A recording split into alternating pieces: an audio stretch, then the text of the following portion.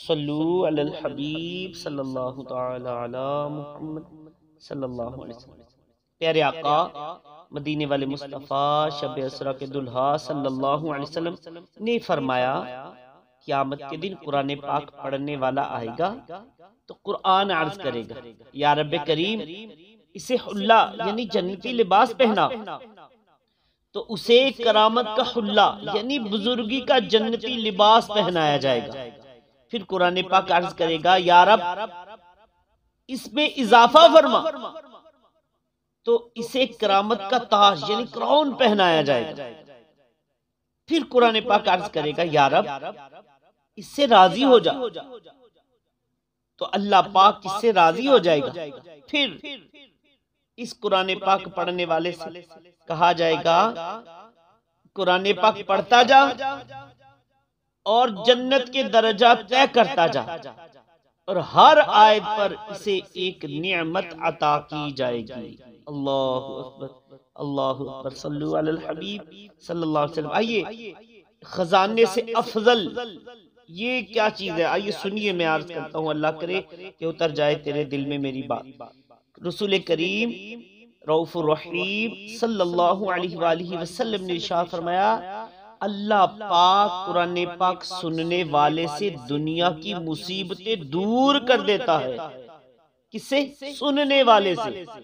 اور فرمایا قرآن پاک پڑھنے والے سے آخرت کی مصیبتیں دور کر دیتا ہے۔ اگر آپ دنیا کی مصیبتوں سے نجات حاصل کرنا چاہتے ہیں، آخرت کی مصیبتوں سے نجات حاصل کرنا چاہتے ہیں، تو سماعت فرمائیے کیا وظیفہ میرے اور آپ کے پیارے آقا صلی اللہ علیہ وسلم ارشاد فرما رہے ہیں، اللہ پاک قرآن پاک سننے والے سے دنیا کی مصیبتیں دور کر دیتا ہے، اور قرآن پاک پڑھنے والے سے آخرت کی مصیبتیں دور کر دیتا ہے۔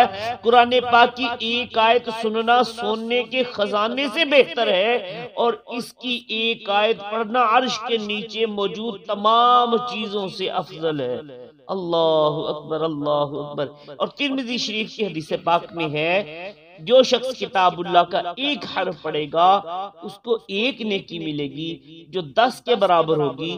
میں یہ نہیں کہتا الف لام میم ایک حرف ہے، بلکہ الف ایک حرف ہے، لام ایک حرف ہے، اور میم ایک حرف ہے۔ اللہ اکبر۔